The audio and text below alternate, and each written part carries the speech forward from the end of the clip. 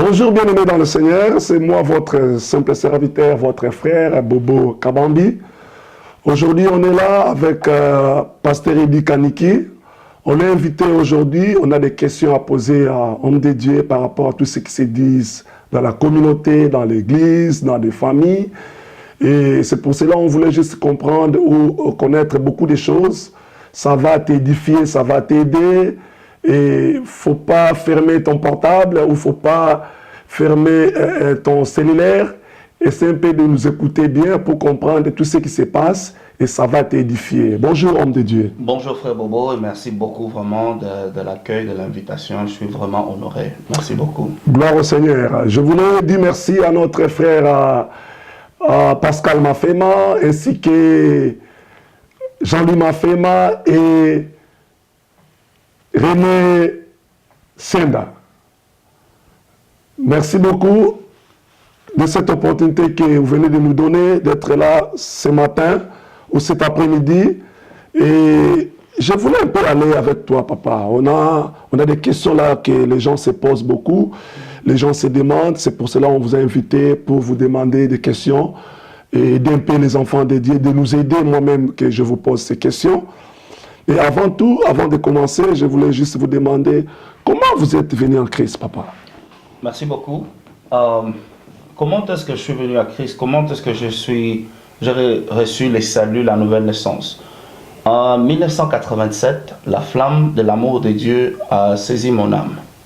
Mais il m'a fallu un peu quelques années pour verbaliser de ma bouche que oui, Jésus-Christ est le Fils de Dieu et croire dans mon cœur que Dieu a ressuscité d'entre les morts, Romains chapitre 10, verset 19, pour recevoir mon salut.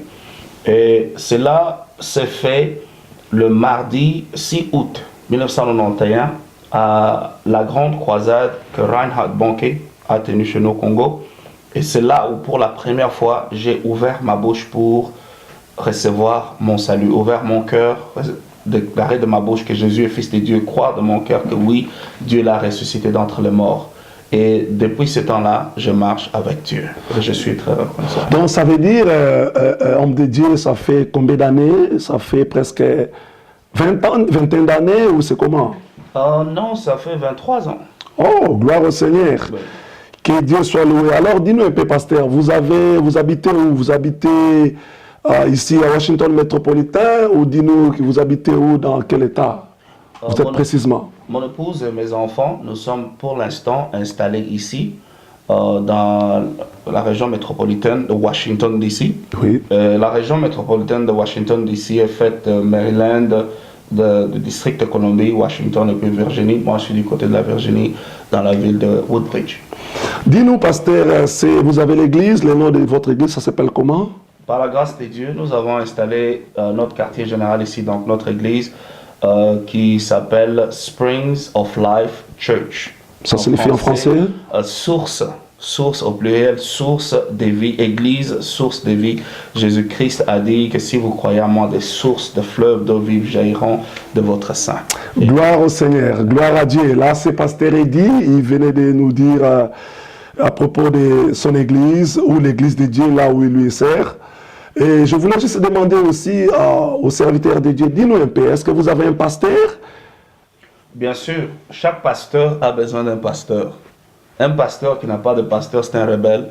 C'est un homme qui devient un danger public pour lui-même, pour la petite congrégation qui le suit et pour la communauté, même pour la ville dans laquelle il vit.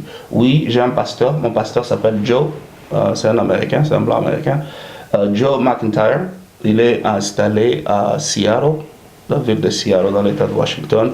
Le nom de cette église, c'est l'église Parole de guérison. Si vous allez à Washington, vous pouvez aller sur Internet. Et non pas seulement ça, mais je fais aussi partie d'une grande plateforme des hommes de Dieu appelée International Fellowship of Ministries, donc communauté internationale de ministères, où nous nous réunissons chaque 3 mois pour traiter des affaires de l'Église et puis faire le rapport de votre conduite. Ok, gloire au Seigneur. Alors, avant de commencer des questions, et je voulais juste se connaître, où les gens se demandent beaucoup de questions. Est-ce que c'est nécessaire d'avoir un pasteur ou tu peux être pasteur sans avoir un pasteur? Est-ce que Dieu peut t'appeler, comme on voit la plupart des gens qui se disent que je suis appelé, Dieu m'a appelé et il est maintenant pasteur? Est-ce que vous avez un pasteur, comme vous dites là, vous avez un pasteur, est-ce que tu peux être pasteur sans avoir un pasteur? Très important.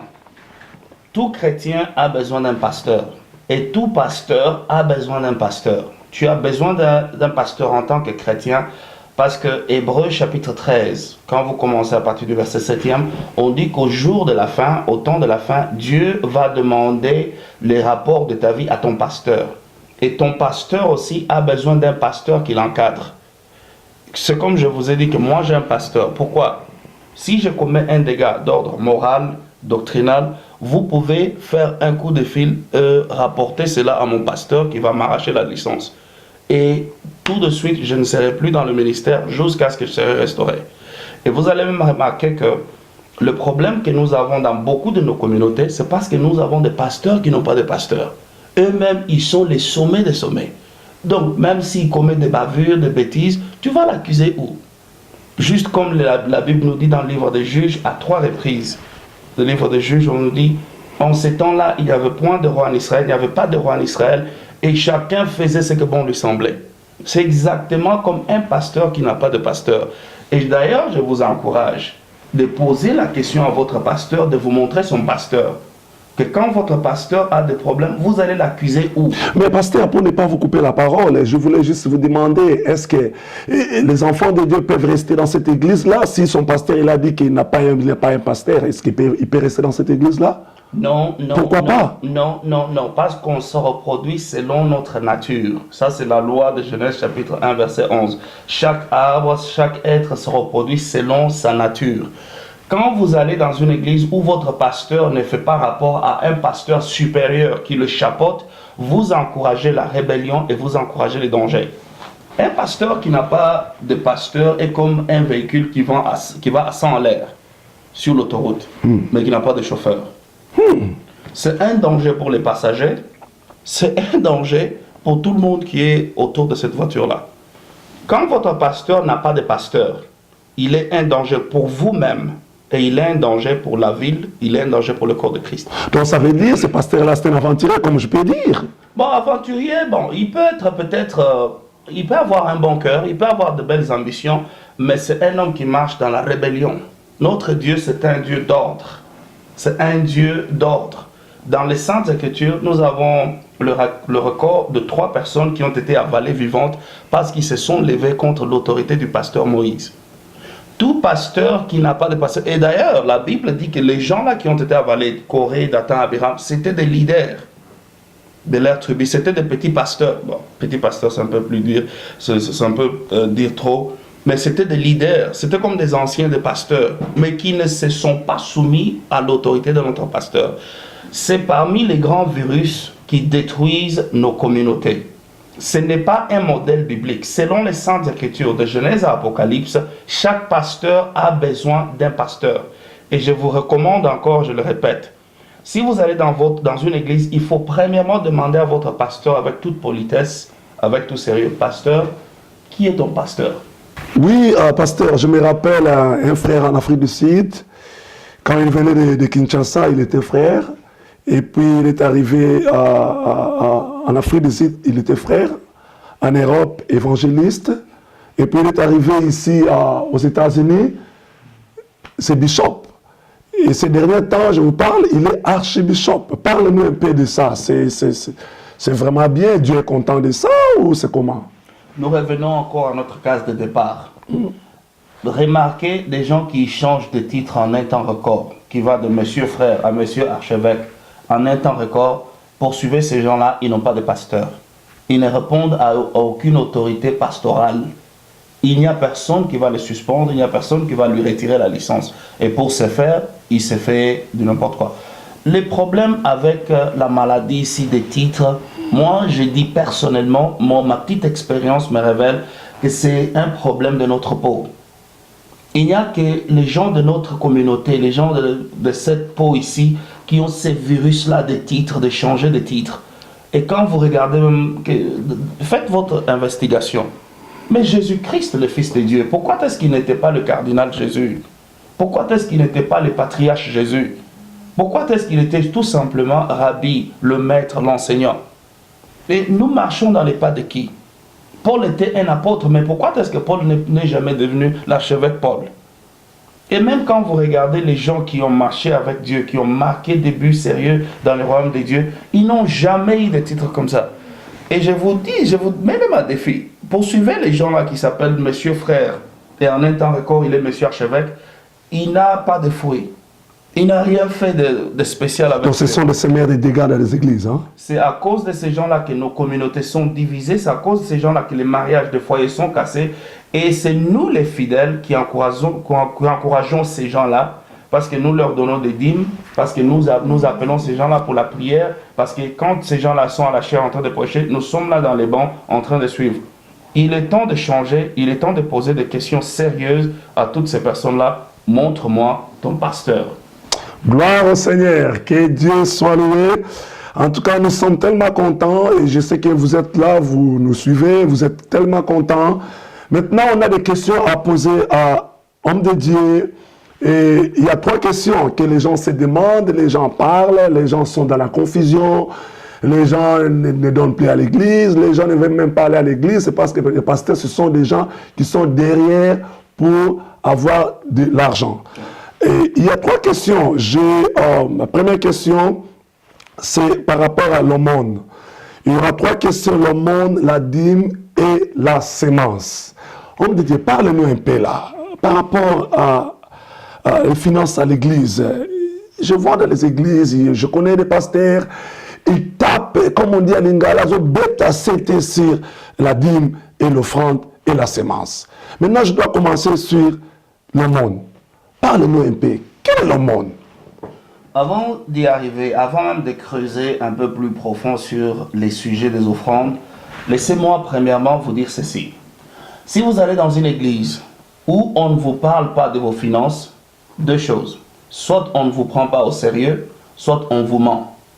Soit on ne vous prend pas au sérieux, soit on vous ment. Si vraiment dans une église on vous prend au sérieux, on doit vous enseigner avec les Saintes Écritures à l'appui sur tout ce qui concerne les offrandes ou bien les finances.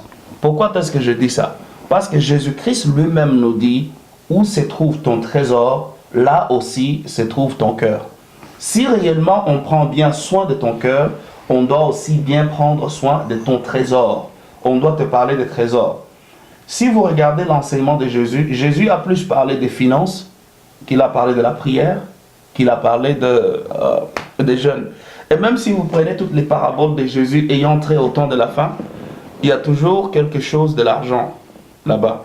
Le royaume des cieux, c'est comme quelqu'un qui partage l'argent entre 3 serviteurs. Le royaume des cieux, c'est comme des vierges qui partent à la tente de l'époux et doivent soutirer l'argent pour... Il y a toujours l'argent. C'est comme un homme qui a trouvé un trésor, qui l'a caché. Le royaume des cieux est toujours lié à l'argent. Ce n'est pas parce que l'argent est le plus important, mais c'est plutôt parce que l'argent, c'est le plus moindre de tous les sujets dans le royaume des cieux. Et dans le livre de Luc, chapitre 16, c'est là où Jésus-Christ dit, celui qui est fidèle dans les peu, il sera aussi fidèle dans le grand. Il parle de l'argent, que si Dieu ne peut pas te faire confiance avec tout ce qui a finance, Dieu alors serait con, il serait dingue de te faire confiance dans ce qui est plus grand. Donc tu nous parles un peu de la signification, quelle est la signification de l'aumône? Vous disiez, c'est comment, vous disiez? Quand il en vient à l'argent dans le Nouveau Testament, nous avons 3 grands groupes. Le premier groupe, c'est l'aumône. Deuxièmement, nous avons ce que nous appelons la dîme. Et enfin, nous avons la sémence. L'aumône, c'est l'argent que vous donnez à un frère qui est dans le besoin. Vous l'aidez parce que son dos est contre le mur. Il vous tend la main et vous répondez par compassion.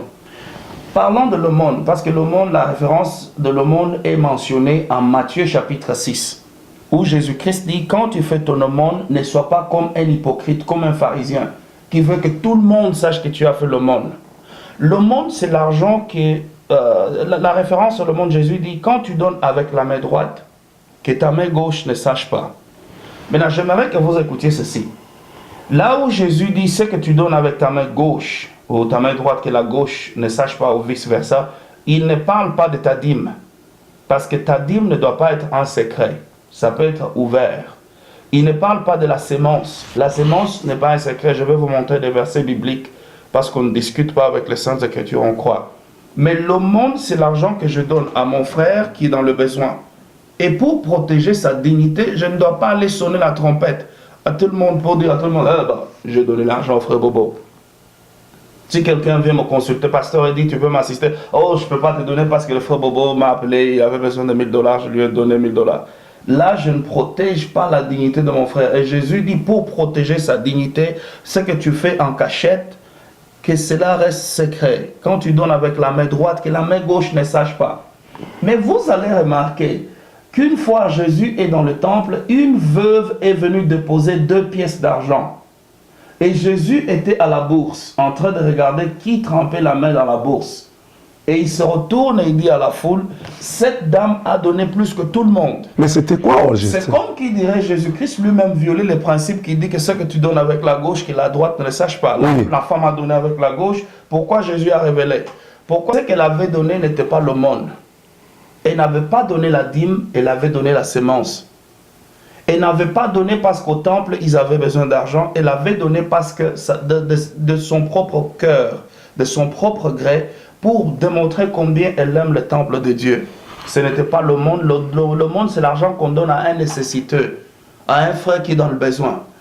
Et la Bible nous dit, même dans le livre de Jacques, que la vraie religion, c'est aider les frères qui sont dans le besoin. Maintenant, écoutez ceci. Quand vous donnez l'aumône, le Seigneur va vous retourner dollar pour dollar, euro pour euro, franc pour franc. Ça signifie quoi? Si tu donnes $1 à Dieu dans l'aumône, il va à l'église? À l'église ou en personne. Ok. C'est un peu grand, je sais que non. Oui, parce qu'il y a les gens qui se demandent, il y a les gens qui veulent connaître quand même par rapport à l'aumône. C'est pour cela, s'il y a moyen d'expliquer un peu, est-ce qu'il va recevoir quelque chose de la part du Seigneur s'il donne l'aumône? L'aumône, ce n'est pas l'argent que tu donnes à Dieu. L'aumône, c'est l'argent que tu donnes à quiconque est dans le besoin. Ça peut être un individu, ça peut être une institution, une église. Si dans votre église, vous avez un problème d'offrande, vous avez un problème de loyer, et le pasteur qui se met à la chair commence à taper sur la chair. Si vous ne donnez pas l'argent, ce mois, nous allons fermer nos portes. Cet argent-là, ce n'est pas votre sémence, ce n'est pas votre dîme, c'est ça l'aumône. Parce que vous avez donné à quelqu'un qui est dans le besoin. Le dos du pasteur est contre le mur et il vous supplie. Et si vous voulez vraiment que le Seigneur vous récompense, quand le pasteur vous pleurniche à la chair et demande l'argent de loyer, faites cela en secret. Et malheureusement, la plupart d'offrandes qui sont faites dans nos églises sont des aumônes. Comment ça? Je vais vous l'expliquer petit à petit. Ok. L'aumône, on donne à celui qui est dans le besoin parce que son dos est contre les murs. Oui. Et vous, par compassion, vous l'aidez. Oui. Et Dieu va vous retourner exactement ce que vous avez donné. La Bible nous dit dans le livre de Proverbes, celui qui donne à un pauvre prête à Dieu qui lui retournera. Vous allez remarquer que dans la plupart des cas, dans nos églises, les gens qui donnent $500, $1, ils ne retrouvent jamais plus que ce qu'ils avaient donné. Ah bon? Il y a beaucoup de gens dans nos églises, on vous dit par exemple, apportez l'argent et dans 3 mois, vous allez voir ce que le Seigneur va faire. Il va multiplier ce que vous avez donné. Et en 3 mois, ils sont toujours au point zéro. Pourquoi? Parce que c'est un principe biblique. Ils n'ont pas donné leur sémence, ils n'ont pas donné leur dîme, ils ont donné l'aumône. Et le taux de retour de l'aumône, c'est 1 pour 1, 10 pour 10. Ça signifie tout simplement, Dieu te retourne ce que tu as investi. Ça, c'est l'aumône. Si vous voulez prospérer dans l'évangile, vous devez aller au-delà de l'aumône. Parce que l'aumône, vous donnez par compassion, parce que vous avez pitié. Et le Seigneur vous retourne exactement à la même mesure que vous avez donné. Est-ce que nous avons des exemples dans la Bible de gens qui ont donné l'aumône? Bien sûr. Il y a une dame appelée la veuve de Sarepta qui avait assisté Élie le prophète. Et lui avait donné tout ce qu'elle avait par compassion pour que le prophète de Dieu ne meure pas de faim. Et le Seigneur a retourné à cette femme exactement ce qu'elle avait donné. Pas plus, pas moins. C'est l'aumône. Moi, personnellement, et mon épouse, nous avons appris à donner au-delà de l'aumône. Qu'est-ce qu'il y a au-delà de l'aumône?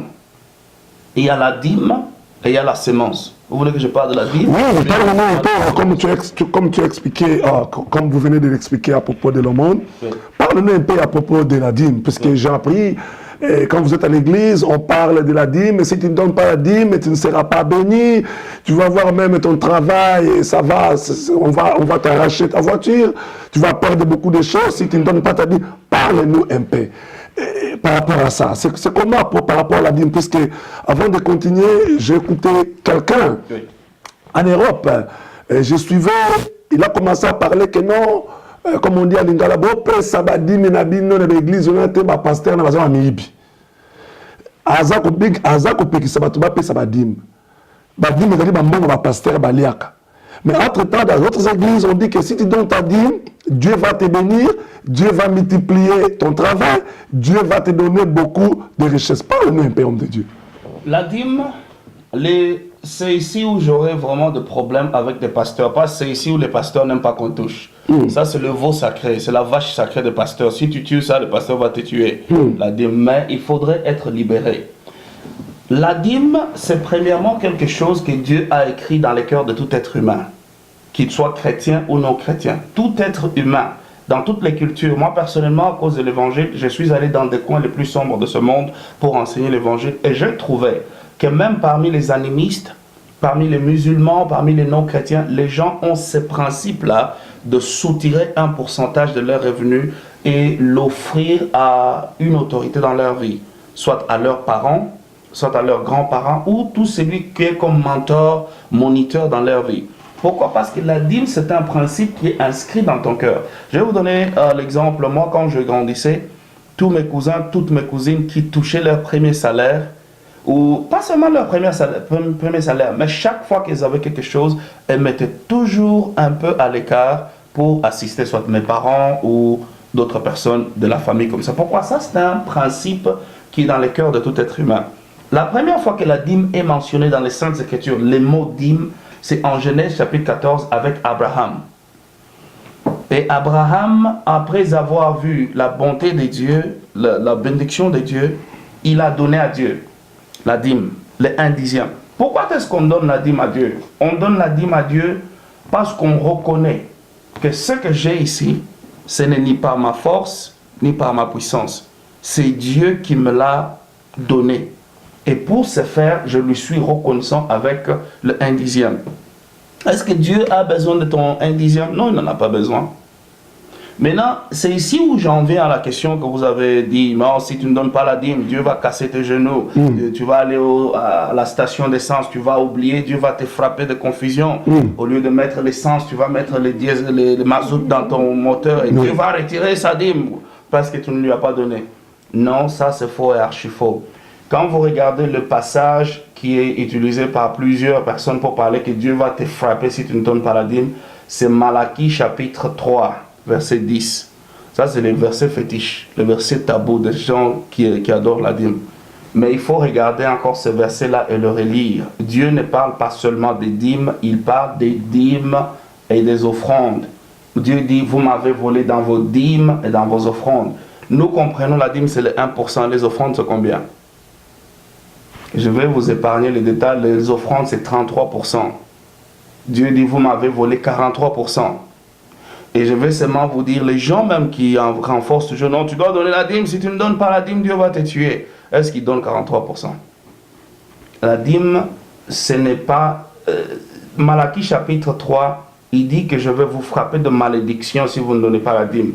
Maintenant, nous qui sommes dans le Nouveau Testament, la Bible nous dit dans le livre de Galates, chapitre 3, verset 13, que Christ nous a rachetés de la malédiction. Qu'est-ce que je veux dire? Si tu ne donnes pas la dîme, Dieu ne va pas te maudire. Mais toi-même, tu vas inviter l'ennemi dans ta vie, parce que tu es un ingrat. Mais si tu ne donnes pas ta dîme, Dieu va toujours continuer à t'aimer. Est-ce que Dieu va cesser de te bénir parce que tu ne donnes pas la dîme? Non. Ça, ce n'est pas ce que la Bible nous enseigne. Ne confondons pas les choses. Mettons les choses dans leur propre perspective. Ephésiens chapitre 1, verset 3 dit ceci concernant tout celui qui est chrétien. Béni soit Dieu le Père de notre Seigneur Jésus qui nous a déjà bénis de toutes les bénédictions spirituelles. Si tu es chrétien, Dieu t'a donné toutes les bénédictions spirituelles. Jésus a porté ta malédiction. Même si tu ne donnes pas la dîme, la bénédiction de Dieu est déjà dans ta vie. Mais tu vas inviter l'ennemi qui vient pour voler, pour égorger, pour détruire. Et un homme qui ne donne pas sa dîme, il est ingrat, il n'est pas reconnaissant. Et plus tu ne donnes pas ta dîme, plus ton cœur va durcir. Et un jour, tu vas te retrouver que ton cœur n'est plus en feu pour Dieu. Mais Dieu t'aime que tu donnes ta dîme ou pas. Donc ça veut dire, comme on vient de comprendre, ça veut dire, et la plupart des gens se disent que si tu ne donnes pas ta dîme, tu seras maudit. Dieu va te maudire. Donc ça ne dépend pas de Dieu, comme vous dites. Non. Donc c'est les ennemis qui vont te détruire. Si Dieu doit te maudire parce que tu ne donnes pas la dîme, alors au moins 99% des chrétiens sont tous maudits. Parce que je te rassure, en tant que pasteur, les chrétiens ne donnent pas la dîme. Pas seulement les chrétiens, même les pasteurs qui renforcent la dîme là. Il faut leur demander, vous donnez votre dîme où? Il faut seulement demander, sérieusement, calmement. Pasteur, toi tu as donné ta dîme dernièrement quand? Soit il va taper sur la table et te jeter hors de son bureau, ou soit il va t'appeler un fils rebelle. Dieu ne va pas te maudire parce que tu ne donnes pas ta dîme. Mais toi, tu deviens ingrat. La Bible nous dit dans le livre de Deutéronome chapitre 8, à partir du verset 8, si vous descendez, il dit ceci. Quand vous entrez dans la terre promise, le Seigneur va vous donner des maisons que vous n'avez pas construites. Vous allez jouir de vignes que vous n'avez pas plantées. Et il est dit ceci, souviens-toi de l'Éternel ton Dieu, parce que c'est lui qui te donne la force. Quand je donne la dîme à Dieu, je dis tout simplement, Seigneur, cet argent n'émane pas de ma force. C'est toi qui es ma source, mon travail c'est ma ressource. C'est Dieu qui l'a. C'est pourquoi Abraham a donné la dîme. Pourquoi? Parce qu'il avait 318 personnes et il a détruit plus de 10 000 personnes. Il s'est dit non, je n'ai pas cette force-là naturelle. Dieu me l'a accordé pour ce faire. Je te donne ma dîme. Une autre personne qui a donné la dîme dans la Bible, c'est Jacob. Jacob a dit clairement, Père, si tu m'accordes la grâce sur mon voyage, et que j'ai à manger, j'ai à boire, j'ai de vêtements, je te donnerai la dîme. Pourquoi? Parce que je reconnaîtrai que ce n'est pas de ma force. Comme la Bible dit, ce n'est ni par la force, ni par la puissance, mais c'est par mon esprit. Je vous encourage à donner votre dîme. Mais ne donnez pas votre dîme dans le sens que non, si je ne donne pas la dîme, mon fils va tomber malade, ma fille va tomber malade. Non, oubliez ça. Jésus-Christ a déjà porté votre malédiction. Que tu donnes la dîme ou pas, Dieu ne va pas te maudire, Dieu ne va pas cesser de te bénir. Dieu t'a déjà béni de toutes les bénédictions célestes. Mais si tu ne donnes pas ta dîme, tu ouvres la porte à l'ennemi. Parce qu'il reconnaît l'ingratitude en toi et il viendra voler ce que Dieu t'a donné. Mais, pasteur, dis-nous un peu, je voulais juste mentionner quelque chose. Si tu es maintenant en Afrique du Sud, si tu es en Amérique ici, Oui. tu pries quelque part, Ouais. mais tu as ton pasteur qui est peut-être au Congo, qui est peut-être en Europe, il t'appelle souvent, il dit, envoie-moi ta dîme. Oui. Mais tu pries quelque part. Est-ce que c'est comment? Parle-nous un peu, puisque ça se voit qu'il y a des hommes de Dieu qui t'appellent. Je n'ai même pas vu ta dîme, c'est moi ici. Mais toi, tu pries quelque part ici en Amérique. Est-ce que tu peux envoyer ta dîme au pays pendant que tu habites ici en Amérique si tu n'as pas l'église? Ou soit si tu as l'église, quelque part. Est-ce que tu peux t'envoyer ta dîme en Afrique? Si tu es membre d'une église quelque part, prenons le cas spécifique de nous ici aux États-Unis. Tu es membre de notre église par exemple. Mais ce n'est pas nous qui t'avons amené à Christ. Tu as un autre pasteur que tu as laissé peut-être en Somalie ou bien en Érythrée. C'est lui ton pasteur principal. Oui. Mais c'est chez nous, dans notre église, que tu as ta nourriture spirituelle. Je crois que c'est de l'escroquerie spirituelle si tu envoies ta dîme là-bas.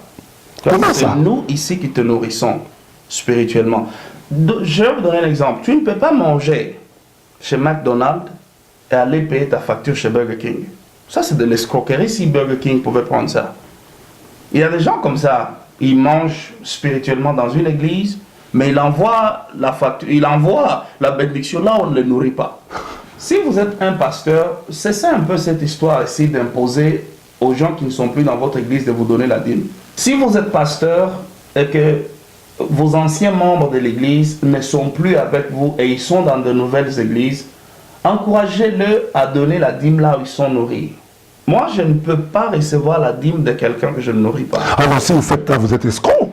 Vous faites de l'escroquerie spirituelle. Et on se demande pourquoi est-ce que nous vivons toujours, nous pataugeons toujours dans la boue et nous allons toujours en cercle. Pourquoi? Parce que les gens prennent la dîme qui ne leur revient même pas. La Bible dit que la dîme est amenée dans la maison des trésors. apportez vos dîmes et vos offrandes dans la maison des trésors. La maison des trésors en Israël, c'est là où on gardait la nourriture.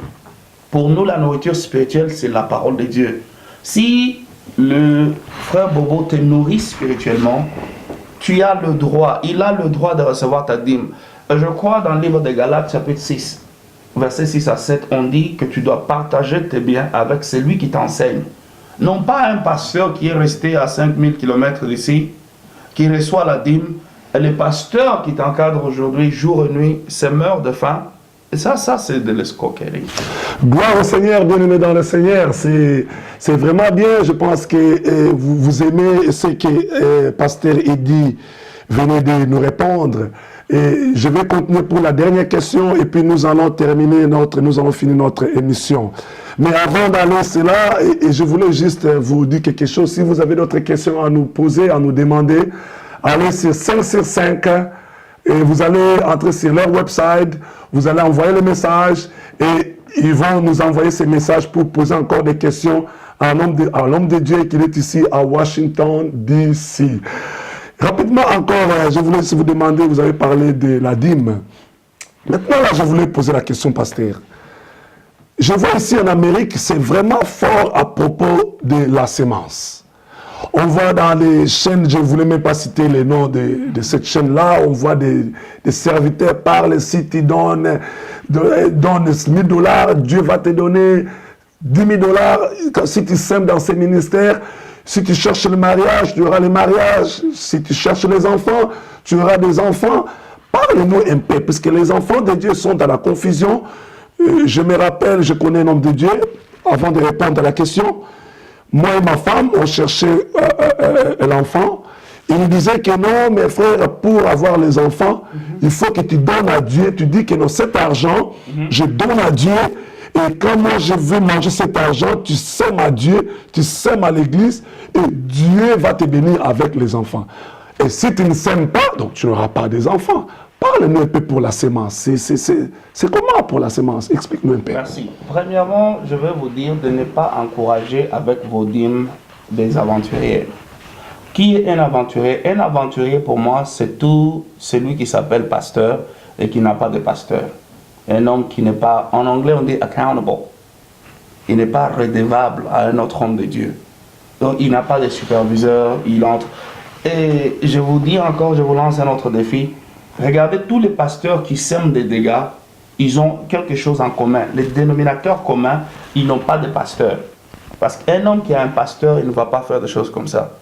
Donnez-moi votre argent. Si je consomme votre argent, alors Dieu va vous donner des enfants. En d'autres termes, il vous vend des enfants. Il vous vend des enfants. Qu'est-ce que la sémence? La sémence, ce n'est pas l'argent là qu'on vous dit à l'église. Nous allons faire des contributions pour les instruments. Nous avons besoin de $10,000. Qui va donner $1,000? Qui va s'aimer $5,000? Là, ce n'est pas la sémence. Là, c'est le monde. Parce que là, on est en train de mendier. Donc ça, c'est la confusion entre le monde et la sémence. Ça, c'est pas la sémence. Quand vous allez dans l'église, on dit par exemple, nous avons un projet maintenant de mettre la nouvelle moquette dans l'église. Ça va nous coûter $25,000. Mais dans notre compte, nous n'avons que $2,000. Qui va donner $3,000? Frère, donnez, Dieu va vous bénir. Je vous mets au défi. Et puis prouvez-moi le contraire, envoyez-moi un email, envoyez-moi un message, prouvez-moi le contraire que Dieu vous avait donné 5 fois plus que ce que vous aviez donné. J'ai fait des recherches partout, on demande aux gens, on mendie comme ça, les gens, si pas autre chose, ils vont encore de dette en dette. Moi, je connais des frères qui ont fait des pledges, qui ont promis de donner $1,000, qui ont promis de donner $100, et après quoi, ils ont fui l'église. Mais pasteur, mais ça ne dépend pas de sa foi ou c'est normal? Ce n'est pas normal, c'est de le monde. Le monde, premièrement, on ne dit pas le montant qu'on donne.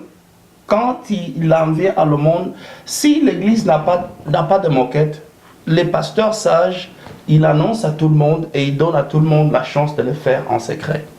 Donc ça veut dire, la sémence là, c'est quelque chose que tu peux s'aimer, mais ne pense pas ou ne crois pas que Dieu va te retourner au centuple, c'est ce Je que vous ne suis dites. même pas venu à la sémence encore. Ok. Je vais parler de la sémence, c'est quoi? La sémence n'a rien à voir avec l'aumône. Ok.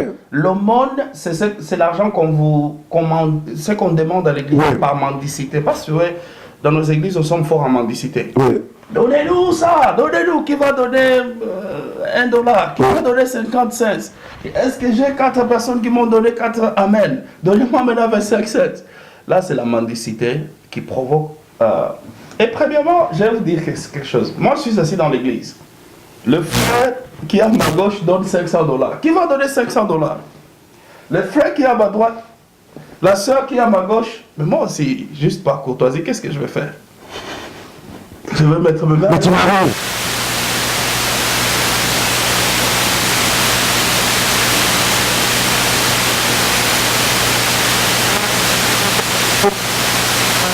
Ça me fait du bien comme pasteur vient de dire, continuez papa.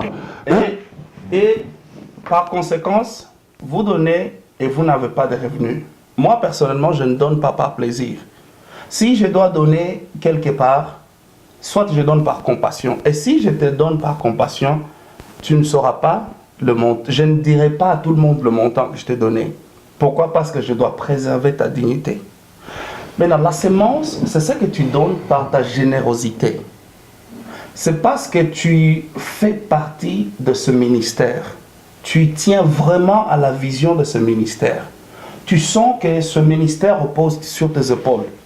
Et tu feras tout pour contribuer financièrement à l'avancée de ce ministère. Non pas parce qu'il demande, non pas parce c'est-à-dire, mais parce que tu es généreux. Parce que dans ton cœur, tu t'es dit, si ce ministère doit avancer, il avancera avec ma brique. Est-ce que nous avons un exemple dans la Bible de quelqu'un qui a donné la sémence? Oui. 2 Rois, chapitre 4, verset 8, nous parle de la femme, je crois, de la ville de Shunem, qui était, comme la Bible décrit, une femme d'excellence. Elle a vu Élisée passer. Elle a vu Élisée repasser. Et partout quand Élisée passe, soit il dort à la belle lune, donc à l'extérieur, ou soit il dort à l'hôtel, et la femme a l'argent. Elle dit à son mari, tu sais quoi? J'aime vraiment ces gars-là qui passent, cet homme de Dieu-là. Et j'ai un fardeau. Pourquoi est-ce qu'il va gaspiller son argent comme ça? Construisons une chambre pour lui au-dessus de notre maison. Mettons un lit et la lampe. Quand il vient ici, qu'il ait un endroit pour dormir. Élisée n'a pas mendié. Élisée ne savait même pas que cette femme-là pensait comme ça. Et cette femme-là n'a pas donné à Élisée pour que Dieu puisse se souvenir de cette femme-là. Non. Ce n'était pas l'aumône. Ce n'était pas la dîme de cette femme. Ça, c'était une sémence dans le ministère d'Élisée. Amen. Pour faire du bien. Pourquoi? Parce qu'elle veut la contribution, l'avancée de cet homme de Dieu. Et quand Élisée est venu, il s'est senti un peu coupable. Il dit à son serviteur Géasi, qu'est-ce qu'on peut faire pour cette femme? Il appelle la femme et dit, Madame, tu as été généreuse envers moi. Tu nous as fait de bien. Est-ce que tu veux que je parle au roi en ta faveur? La femme dit, oh, ne t'en fais pas, le roi, je le connais, c'est mon ami, je connais le roi. Oh, ok. Tu veux que je te fasse quelque chose? Non, non, homme de Dieu, ne te trouble pas. Je n'ai pas fait ça parce que je veux quelque chose de ta part. C'est parce que j'aime ton ministère. Je crois en ce que tu fais et Amen. je veux être aussi. Je vais être une brique à la construction de ton édifice. Et cette femme-là a reçu un enfant. La sémence, c'est ça. C'est ça que quand vous allez dans vos églises, quand vous regardez le ministère, comment est-ce que vous, de votre propre générosité, vous pouvez contribuer à l'avancement de votre église? Vous ne le faites pas parce que le pasteur demande, vous ne le faites pas parce que vous n'avez pas de travail, vous ne le faites pas parce que vous n'avez pas d'enfants, vous allez échanger. Seigneur, je te donne 100, toi donne-moi les enfants. Là, ce n'est plus la sémence. Là, vous avez juste donné votre offrande comme ça. L'apôtre Paul nous donne 2 chapitres. 1 Corinthiens chapitre 8, chapitre 9, où il parle en long et en large de la sémence. Il parle en long et en large de la sémence. Il dit ceci, que chacun de vous donne comme il l'a prédisposé dans son cœur. Amen. Tu ne donnes pas parce que, bon, si je ne donne pas, le pasteur va parler, si je ne donne pas, Dieu va briser mes genoux. Non, tu donnes parce que tu aimes. Et je vous dis, mes chers frères et sœurs, c'est là où il y a même le secret de la prospérité chrétienne. La prospérité chrétienne se cache dans la sémence. Pourquoi? Parce que tu ne donnes pas pour recevoir quelque chose, mais tu donnes par amour. Et la Bible, parlant de la sémence, dit ceci: Dieu aime celui qui donne avec tout son cœur. The Lord loves a cheerful giver. Le Seigneur aime celui qui donne avec joie. Je vous dis, la plupart des frères et des sœurs qui contribuent financièrement ne donnent jamais avec joie. Pourquoi? Parce qu'ils ne donnent pas la sémence. Et la plupart d'entre vous qui m'en suivez aujourd'hui, peut-être vous pensez que vous avez donné la sémence, mais en réalité, vous n'avez jamais donné une sémence. Soit vous avez donné l'aumône, soit vous avez donné votre dîme. Mais vous n'avez pas encore donné la sémence. La sémence, on ne te l'impose pas. La sémence, c'est toi-même. Tu es généreux, tu inventories les bontés de Dieu dans ta vie et tu te dis: Seigneur, qu'est-ce que moi je ferai pour avancer ton œuvre? Voici ma petite contribution. Si on donne des semences, nous verrons des églises prospérer incroyablement. Gloire au Seigneur, bien-aimé dans le Seigneur. Aujourd'hui, on était là avec Pasteur Eddie Kaniki. Il nous a parlé de l'aumône, la dîme et la sémence. Nous sommes tellement bénis. Et je vous le dis ceci, allez un peu sur le website, sur 5 sur 5 Média Production. Vous allez voir, si vous avez des questions à poser, allez sur leur Facebook. Vous allez voir et cliquez sur like. Envoie-nous des messages. On a beaucoup de questions à poser à l'homme de Dieu. Je pense que nous allons nous retourner encore prochainement avec l'homme de Dieu. Nous allons parler à propos des temps de la fin. Alors, ça sera un peu très bien. Et il y a des messages que les gens nous envoient à propos des temps de la fin. Il y a des enseignements que les enfants de Dieu sont dans la confusion. Nous allons poser ces questions à l'homme de Dieu. Merci à Pascal, merci à Jean-Louis et merci à René pour tout ce que vous faites, pour le travail que vous faites. Que le Dieu vous bénisse abondamment. Avant de clôturer, homme de Dieu, et comment les gens peuvent vous contacter? Est-ce que vous avez l'adresse, l'email? Si les gens ils ont des messages à vous envoyer aussi, et si vous avez le téléphone, les gens peuvent vous contacter facilement. Est-ce que vous allez permettre cela? C'est facile de mettre la main sur nous. Nous avons premièrement notre site internet www.springsoflifeministries.org en un mot. Je crois que vous pouvez voir au bas de vos écrans springsoflifeministries.org. Si vous allez sur notre web page, vous verrez, nous avons en grande partie c'est en anglais parce que je suis bilingue, je prêche généralement en anglais, mais je prêche aussi en français. Vous pouvez aller, si vous êtes d'expression francophone, aller sur la page intitulée French, ou bien français, et puis il y aura un menu qui va descendre. Vous pouvez sélectionner enseignement, prédication. J'ai des enseignements audio, des enseignements écrits, mes articles que j'ai écrits, des enseignements vraiment de base qui vont vraiment ajouter une pierre de construction dans votre vie. Et j'ai aussi des vidéos, mais j'ai aussi beaucoup d'enseignements plus en anglais. J'ai plus de 120 heures d'enseignement en anglais, des enseignements vraiment clairs qui vont tout droit au but. Là, si vous voulez nous appeler, vous pouvez nous appeler sur mon propre numéro 541 610 66 14 ou le frère Bobo. Je vais lui donner la chance de vous donner ses propres détails. Déjà à partir de mon site, vous pouvez nous envoyer des emails. Nous venons à peine d'ouvrir une page Facebook, je ne sais pas si on a encore ouvert ou pas, mais mettez la main sur nous. Nous nous réunissons déjà chaque dimanche avec des études bibliques. Jusque-là, nous sommes juste dans la maison et nous attendons très bientôt là lancer officiellement l'ouverture de notre église qui va réunir les hommes et les femmes de toutes catégories, de toute ethnicité. Vous êtes les bienvenus. Si ce message vous a été en bénédiction, encouragez-nous avec un email, avec un message pour nous dire combien vous appréciez. Et je vous dis, ça ce n'est que juste le début. Nous avons encore de bons enseignements qui vont contribuer à votre croissance spirituelle. Gloire au Seigneur, bien-aimé. On est tellement contents, on est presque à la fin. Bobo Kabambi, Pasteur Eddie Kaniki, il nous a vraiment beaucoup béni. Et comme je dis, si vous voulez me contacter, mon numéro de téléphone, c'est 571 331 2348. Donc, si vous appelez à partir de l'Europe ou à Kinshasa ou en Afrique, mettez 1 571 331 2348.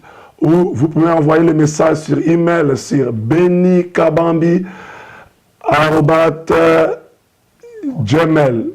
Pardon, c'est benikabambi@gmail.com. benikabambi@gmail.com.